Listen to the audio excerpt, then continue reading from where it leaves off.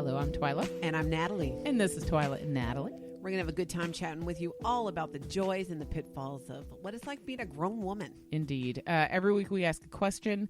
Usually it's a question we need to answer for ourselves. And we do our best to answer it and hopefully give a wider context to everybody else. Mm-hmm. Today's question, I feel like it feels like it's really straightforward and simple, but it's probably going to be way more complicated when we start talking. Could be. How do you relax? How do you relax? You know, for me, that has changed. It has changed dramatically. I used to drink to relax, have a glass of wine, which is great. Nothing wrong with that. True. Except 1 would become 4, would become 5. Hence, I no longer drink alcohol. And I have had to find over the last several months new ways to relax, because what I found was happening is I wasn't then relaxing. Yeah. And I could physically feel stress and whatnot. And I have a few ways right now that I'm relaxing. And the one that I think surprises me the most is I'm knitting. Oh, yeah. We're going to talk about your whole full spectrum of how you've shifted to grandma mode since I met you. It's really cute. And I'm really glad that it like sustains you, but it is adorably grandma-like how much of these activities you were doing before you were an actual grandma. I know. It's kind of funny. Remember when I first met you? What was that? It's been like, 4 years? Remember what was your first activity you took up? You remember? Drinking? Nope. No, your first like leisure activity on the weekend. My sexual bucket list? No, we're talking about that later. That's cute how you're trying to reestablish that you're not as grandma fishing? as we think you are. No. Well, yeah, you were fishing. I forgot about the fishing. Yeah. No, I remember the puzzles. Oh, puzzles. Yes. Mm-hmm. Yes. You were like so in. You were like, I have a mat so that the puzzles don't fall up. The pieces don't fall apart. I got a whole special puzzle table. I still do, except my dog that I ended up getting a year ago started eating the dang pieces. So my puzzles had to be kind of put away, and that's kind of what prompted this. Now I do it with these looms that make it a little easier. Yeah. But there's something about the repetitive motion of doing it and that repetition where, Twila, I have been knitting and thought I was drinking. Wow. If that makes sense. Yeah, well, you have that like the serotonin level. Yeah, so there was a feeling I would get usually by that second glass of wine. And when I'm knitting, I start getting that same feeling. And I don't know the science behind this. Well, you know that kind of like doing something in a repetitive motion continuously actually sort of creates the same kind of mental atmosphere as when you're meditating. Interesting. Mm-hmm. Same as when I also like to color, and I color mandalas, those circle designs. Right. And it was a similar thing. And I find myself like, wow, I as soon as I wake up, I knit for a bit while I watch the morning. While I watch the morning news, and I knit before I go to bed. It's completely replaced drinking. That is so nice. Not that I drank as soon as I got up. I did, but that was the weekend. I think that's lovely. Yeah, it's one of the ways, and I find that I'll go full out here and admit too, I do it in a recliner. Yes, I do. Well, I listen, enjoy Grandma, my recliner. double down. We know you're only gonna do the recliner for so long because you're getting ready to pop out that wheelchair. I mean, the rocking chair in a minute.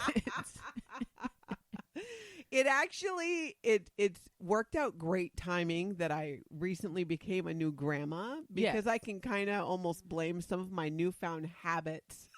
Yes. Well, I'm a grandma now. And really, I was headed in this direction anyways.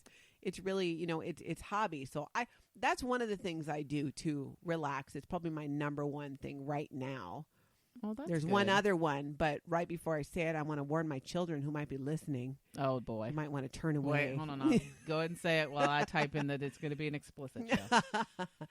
I find having sex to be incredibly relaxing. It's just that afterwards, it's like it doesn't matter. It could be like the zombie apocalypse going on. And having sex with my partner just brings me to this even-keeled kind of, it's like having taken Xanax without being all tired and out of it. I mean, I don't take Xanax. I said it like I understood. I was like, no, I don't. It was like, yeah, you don't understand that. But it's that whole, and I'm thinking, and again, I don't know the science behind this. But it's all serotonin. Is it that it's all what feel it good. is? It's all feel good hormone, friend. Yeah, it's that serotonin. So I think if we can find what creates that for us, then that is how I relax. And that whole, the whole I don't know what you call it, cliche saying of, oh, I have a headache, honey, and you don't have sex. Yeah. If I have a headache, I want to have sex because 1 for 1 after having sex, I have no headache. Good on ya. It's like magic. That's nice that you have all of these different methods already to relax. Totally. I have what none. do you do? What? I don't. Really? Not really. No, I mean, I don't. Well, here's the thing. I live a pretty laid back existence anyway. That's true. Well, what about our reading? You read a lot. I do, but I don't even really. At this point, I don't read because it relaxes. I don't know if it relaxes me so much as I've always felt compelled to do it. And reading is still pretty stimulating. Yeah, and I'm always engaged. Like, I think my mind runs so fast that reading is like one of the only ways I slow it down. Yeah. But I still read probably too fast for my own good. Like, I absorb it and everything, but if I haven't read, 2 or 3 books in a week, then I'm like, this was not productive. Wow. This was not a good week. Yeah, Oh I still do that. I still, it used to be more. I still do What that about now. watching a show you enjoy? Nope, because I'm on Twitter. Yeah. You already know this. You know, if I'm watching a show and I really like it, most likely you can tune into your Twitter and find me discussing it or arguing with somebody about it or being really snarky about the fact that you I'm have to annoyed. watch things in real time though to do that, don't you? No, you don't, because I can just, like, if I have something and I haven't seen it, I'll go back and tell everybody, like, when I jump on Twitter, I'll go, so I missed this. I'm late to the party, but I'm in on it now.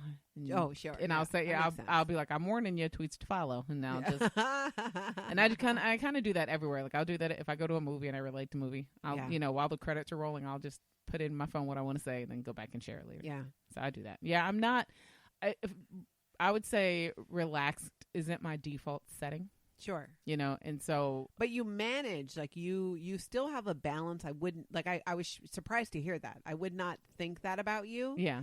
Because you are pretty chill no matter what is going on. And that's and honestly, it's because I just don't give a damn about most things that are going. I have a very large ability to say what, and I think part of that is because my life motto is what other people think of me is none of my business. Yeah. So when I don't care about what people think around me, and when I don't let sort of outside influences, shift me day to day, like I'm pretty good and even on who I am day to day. It makes it easier to kind of move through the day. I mean, I'm sure, mind you, I have kids. So yes, the gray hair at my temples is a new development because I have 2 teenagers now. And that'll do it. Yeah. And it's a regular, like, really, y'all, like you trying it today. But, I just don't think I don't sit down and try to have activities like, like purposely go, oh, this is relaxing for me. I do that. I think it's just kind of built into my everyday life. I talk to the people I love every day. Mm-hmm. I have a dog, and I think, and I'll say this, I have converted. I'm not a dog person. Please don't call me my dog's mother. That's dumb. But I do, like, I get the allure and I get the understanding of what a dog can bring to you. Like, dogs are super unconditional in a way that people don't even understand how to be. Like when you say you love somebody unconditionally. How old is your dog now? 3. Yeah, see, I have a dog, a giant schnauzer who's now 1. That's your anything fault. but relaxing. That's your fault. You picked a snow leopard. You picked like a small horse. Yeah, you picked something that was the equivalent of like a camel or a llama or something. And then, and he's not even done growing yet. So you're like my dog is like pocket size. She's 20 pounds. It's like, hey girl, what's going on? No, I don't even have to go to the gym anymore. I get my exercise chasing my dog around trying to grab whatever he's trying to eat. Yep. So see, usually socks, hats, and anything out of the bathroom trash. You see, nope, my dog is the personification of my family. She is a dang through and through. She is tiny, she is fearless, and she thinks that she is far bigger, greater, and braver than she really is. And that is, and she is she belongs in our family. And that's a nicer thing too about that age, where then pets really can become part of that more relaxing, laid back. I almost have PTSD now anytime my dog walks near the bathroom, because he's also taken to going in the trash, digging out my tampons and dropping them at the foot of my partner. Yeah. So Tony just tells me, he thinks he's hunting. He'll just tell me, I think that's a tampon on the floor. Yeah, I'm not going to look. Yeah. No, see, Lola's not. I'm like, don't look. And I don't know why the dog keeps taking it to him. Because he's trying to prove his usefulness. He's hunting. Yeah, he doesn't eat it or chew it up. No. Takes it out, drops it at Tony's feet. Or puts it on the chair where he's sitting. It's because he smells the biological part of it, and he thinks he's helping to hunt. This belongs next to you. Yeah, he's like, it's like, no, he's proving his worth. Gross. I mean, we had a cat that used to do that. Like, they would kill something every day and bring it to the back door where my mother sits all the time, and be like, "This is for you." And he'd be like, "Yeah, somebody come get the dead bird." That's like she used to do that all the time. Yeah, when he cuddles, it can be relaxing. You know, he was on my lap last night. Well, I mean, but that's the beauty of. I would say that's the beauty of a dog. You know, yes, they're a lot of work, and yes, they're essentially like toddlers.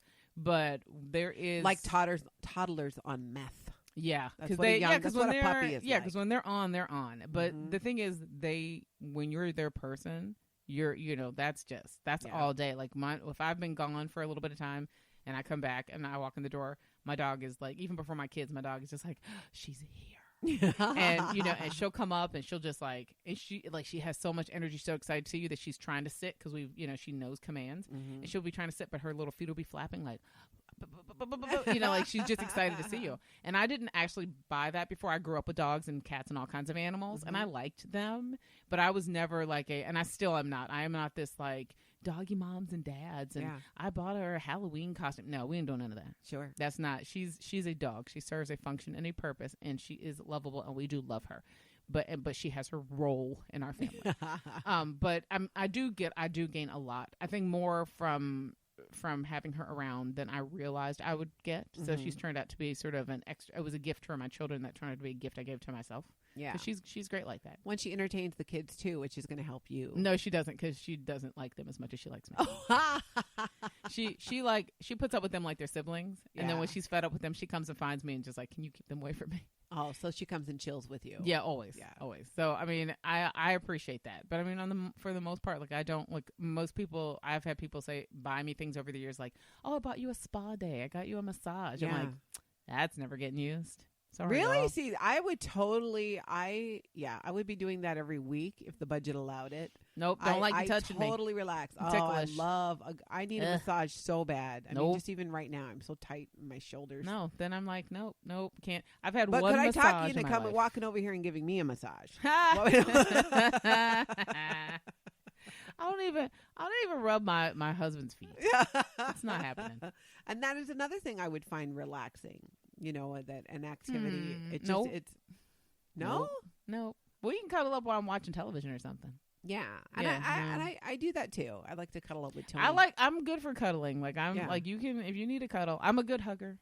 I was raised in the South. I'm a good hugger. Yeah, but I'm good for cuddling. Like we live in Minnesota, it's cold. Yeah. So if there's blankets and it's a chilly room, at some point one or all of my children will wind up sitting in and around my lap, all like forcing themselves in my space. Yeah. And then I think there's a point where I go, I'm having a hot flash. You need to move. Sure. And then the second I tell them to move, I'm like, oh, but they were all here. You know, so that I do enjoy that.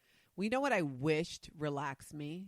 I know a couple of people who say they do this, then afterwards they're so relaxed. I wish it did that to me. I wish exercise relaxed me. Yeah, okay, girl, tell it. Tell the truth. I wish I was one of those people who like, I can't wait to get to the gym. This people, you people who say I get that runner's high. I don't know what that is. You know what makes me high off of running? Stopping.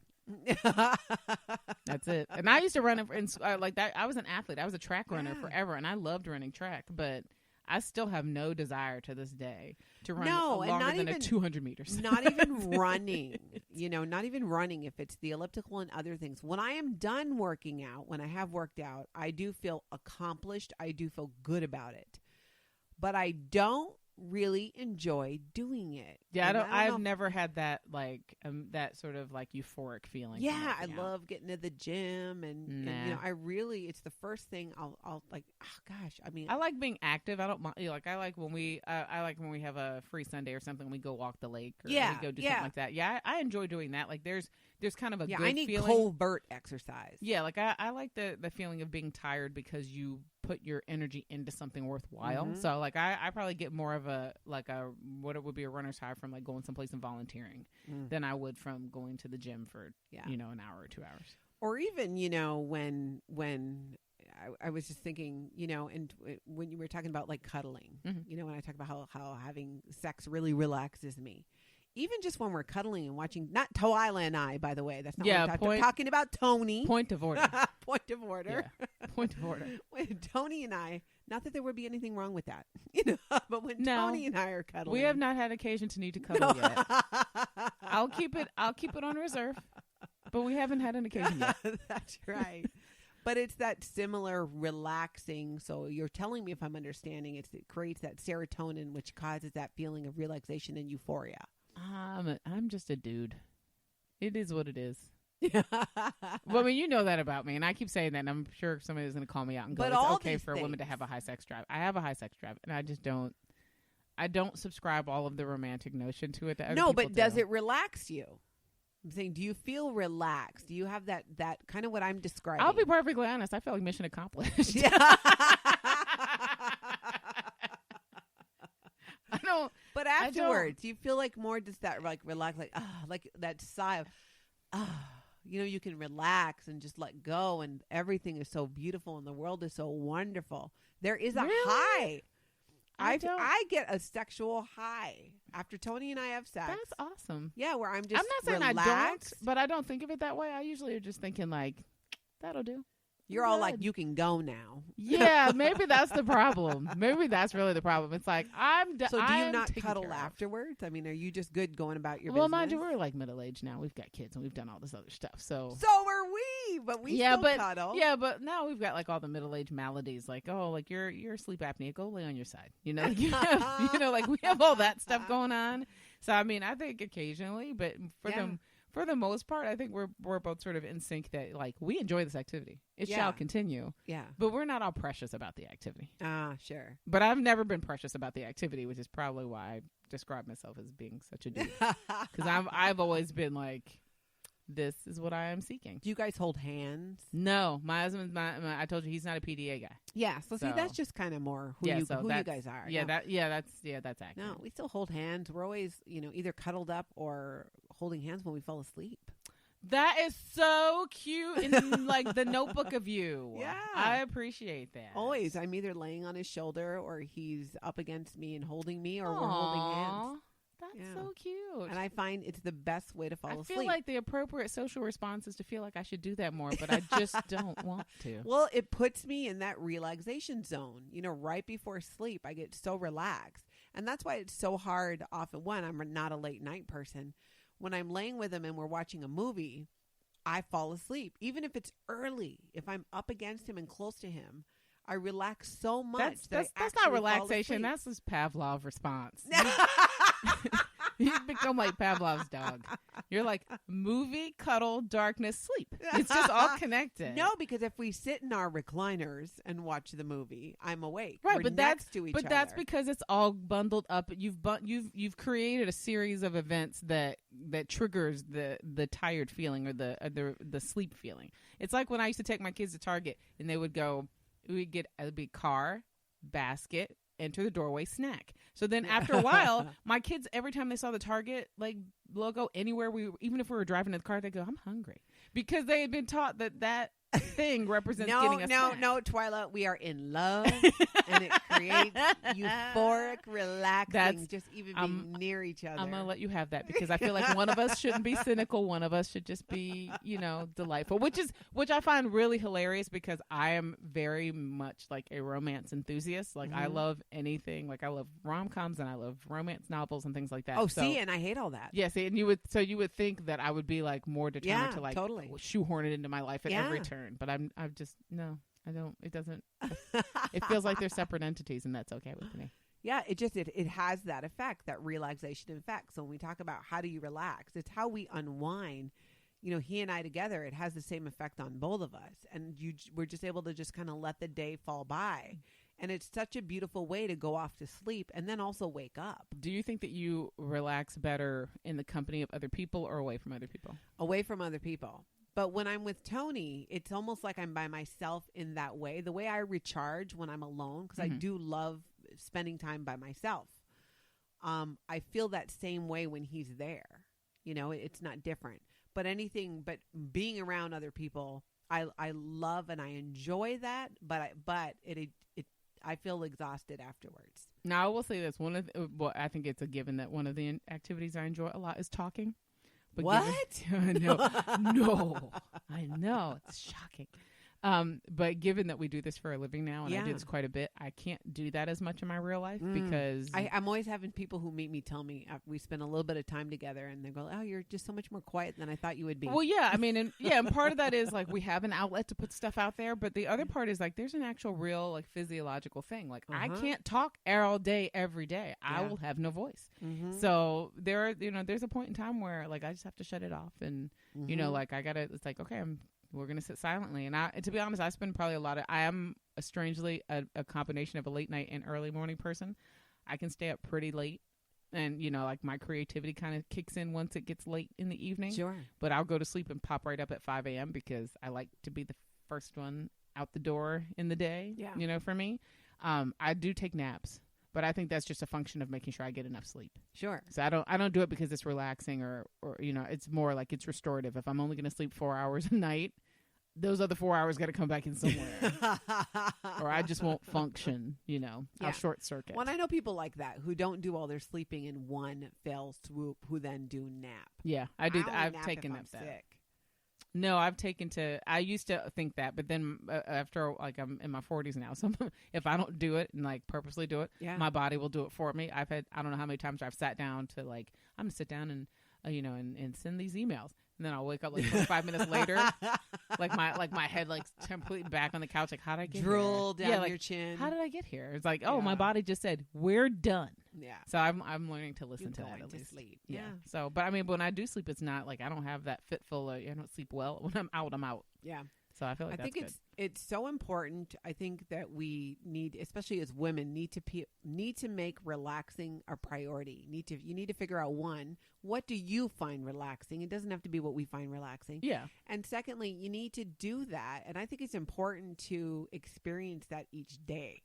I feel like it's restorative. You know what? I think that's important because I think the things that I do have built into my schedule that, that probably serve to relax me in ways I don't pay attention to are daily occurrences. I see my dog every day. Yeah. I read every single day. I probably get at least 2 hours of reading in every day. And, and I've been doing that pretty much since I was 3. So that's big for me. It means, it gives me something. Yeah. I can only imagine, like, I know, like, I have one of my sisters really cleaning relaxes her. Yeah, we don't get along on that end. But I get that though. Bringing order to something that way and having control of the environment that way makes her feel better. Yeah, I do feel relaxed afterwards. It's really hard for me to, like, I make my bed every single day. Once I do that. In a rare while, it will not be made. Yeah. And I like to vacuum. It's like I have to vacuum, wipe things down. I can't relax unless it's a clean space. And so, therefore, that's I really clean great. a lot. I can relax fine just closing all the doors. Oh, really? See, I can't. Well, you've been you're in my house now. You're in my house now. You can see every door is closed but the bathrooms, right? There's a reason for that, and it's called my sanity. And I like it. I'm talking, common areas. Kids' rooms, you can't just shut the door. But in my area, when I'm home, and I work from home most of the time. Yeah. So I need to have a space that's clean. So I have to do the cleaning before I can get to work because I can't work in an area that's dirty or messy. See, this is why I don't think of it as relaxing because I don't have that thought process of like worrying. Like, one, I don't worry that anybody's going to see it, even if they do see it. And then 2, I have an overriding thought that I can live with a little bit of chaos if it's working toward the greater good. So a lot of times for us a lot of times the greater good is like children are learning how to do chores or how to maintain a house for themselves right now. So that sink of dishes that I would normally do because it just drives me nuts. It needs to sit here today till the kid who's supposed to wash them comes home. Yeah. So we can have the moment of, hey, this is your responsibility and I need you to take care of it. It was kind of not fun to have it here today. And sometimes I do break down. Like if it's something really bad, I'm like, okay, I'm going to do it. And then I'm just going to yell at you later. But, then I'm going to yell at you later. Yeah. Isn't it funny too how those things kind of build up? In our house, the kids and Tony have gotten in this habit of, because we have his boys half the time. They're 50% of the time with their mom, then half the time with us. And they've gotten to this habit lately. We all have dinner together. We clean up, and then I do kind of the final cleanup. We spend time together, and then I check out. I like having they're boys. They're boys and their dad. 1, they need that time together. 2, I need a little bit of, some estrogen time to kind of, you know, be away from the boy stuff. Not to mention the shows they want to watch are all about, you know, See, no, that's funny. monster fishes. See, that I feel like I don't usually even seek out that checkout time because for me that I can sort of check out and be with them at the same time. Yeah. So I can, you know, like if we're, and I agree with you because the shows that my kids watch are ridiculous for the most part. But then again, I watch ridiculous things. But if we're all sort of sharing space, I like being there and not checking out, even if I've been sort of hearing the discussion all afternoon and it's a bit ridiculous. Because at some point they'll loop me into it. Yeah. And so I just kind of, I'm like, I can check out and be like in my book or on my tablet or checking something. And at some point you'll hear like, Mom, you have to look at this, or, you know, or totally. I was doing this thing with this game. And I don't mind that. So that, I think that's why my checkout time or my like actual downtime happens after everybody in my house is in a bed. Well, it's probably where you're a late night person too. And I think, it's quiet at night. Yeah. Cause you can be, I'll be there with all of them, but anywhere from 30 minutes to an hour before bedtime. When we have the kids, I will go downstairs and do my own thing. One, because it's what I want to do. And secondly, because it gives them an opportunity, you know, it's a different situation from your household in that we share children. Right. So sometimes you have quiet time. Yeah, we have that quiet time. Yeah. But also I do that because it's their opportunity to also have conversations with their dad that they may or may not want to have. You know, the dynamic changes. It's not just because I'm their stepmom. It's also because I'm female. Right, right. And the dynamic changes when I'm not there. You know, good, bad, or indifferent. I think they burp and fart a lot more. It's what I imagine they're doing up there. You know what? I think we have little gentlemen, you know, they're very conscious of when I'm around of, oh my gosh, excuse me. Using your manners and stuff. Using that. But I also know that, you know, that it's having that guy time as well. I think you said something really interesting in that. I say many interesting things. You're going to need to narrow it down. I like that you couldn't even hold up for a straight face for 30 whole seconds. I know. I even tried to give you a beat so you could have your moment, and you laughed.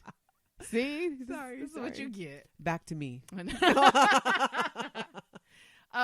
Just now you said that you have that alone time for one reason. You said number one, because it's what I want to do. Yes. I think that's a really profound thing to understand, is that you give yourself permission to do what you want to do, not what other people expect or what people would find acceptable, or what someone else would find palatable or what's comfortable to somebody else.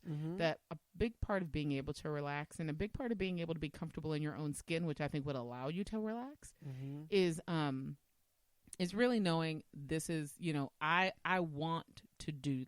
And if you I think a lot of us just don't give ourselves permission to do what we really want. And we to make it a priority. Yeah. And we do that across our lives. We don't work at the job we really want to work at because we've convinced ourselves that we can't afford it, or it's not sustainable, or there's no place for me, or I'm too old, or I'm too inexperienced, or whatever. Yeah.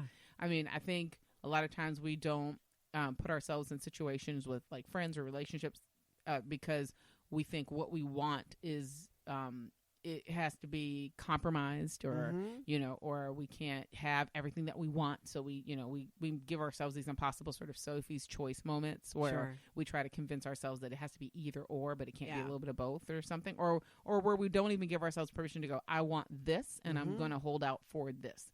So I think in understanding that, like even something as simple as I'm doing this activity because I want to do it, not because you said it was okay, not because nobody will laugh at me if I'm doing it. I mean, I think that's why I don't really have to worry about how to relax, because you do that all the time. Well, yeah, I don't have. I think I've said before, I don't have guilty pleasures. I just have things that bring me pleasure. I just have pleasures. I do, and they may be they may be ridiculous to somebody else, and most of them are ridiculous to other people. Yeah, and some of them are things that you can, you know, it's great when you can incorporate it into your family. Like when I am up after dinner, I'm off and I grab my knitting and we're watching a show, or we're all doing kind of our own thing in one room. You know, one of the kids likes to paint, another one does photos. Tony likes to do his model cars and he's painting as well, and I'm knitting.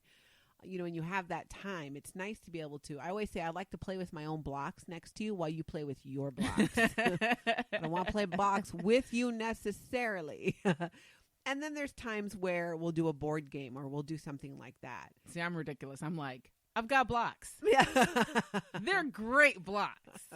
I mean, you like my blocks? You don't have to. They're great blocks. And then I just kind of go on, like I kind of go on about my business. Yeah, and I also think it's a great modeling. It's great modeling as a parent to be able to say, hey, I'm checking out. Yeah. You guys got what you need. You're good. And I do always make sure, we've had dinner. Things are cleaned up.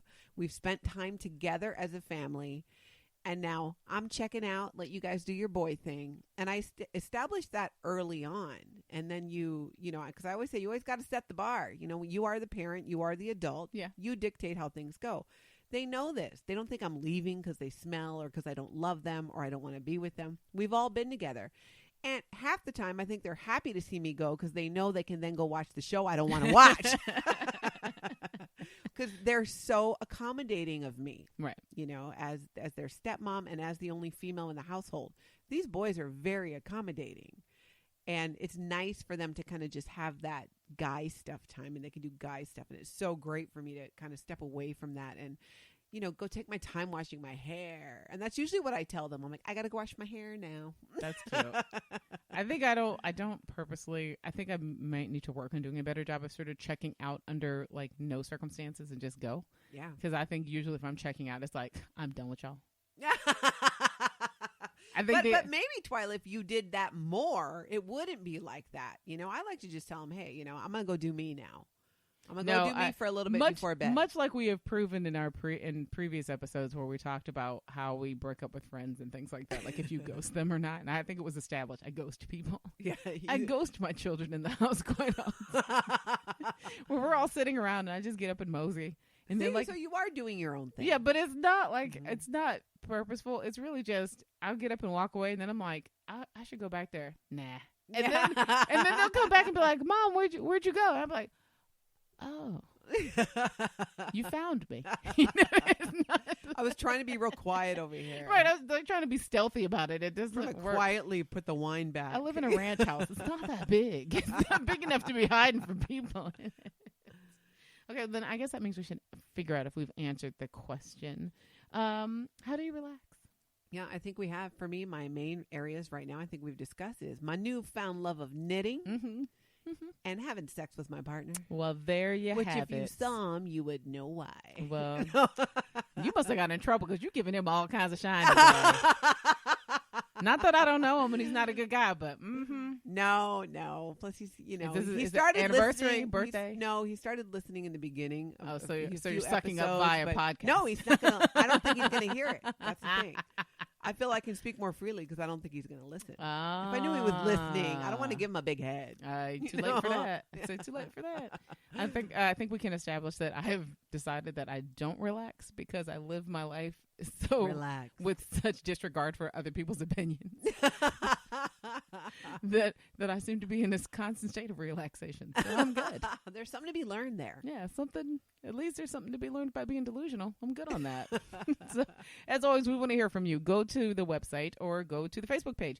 Go to Facebook at matriarchdigitalmedia.com. You can like the page and you can interact with us there. You can send us a message and let us know what's going on as well. And then, hey, if you want to listen to this episode or previous episodes of Twila and Natalie, you can go to the website, matriarchdm.com. We have a fun little page under the podcast tab. It says Twila and Natalie. You can go there and get familiar with us all over again. Yeah, get familiar with us. Yeah, we're not cuddling you either, just so you know. As always, we do this because of you, and thanks to your support, we can continue to do it. So thank you so much. We will talk to you soon.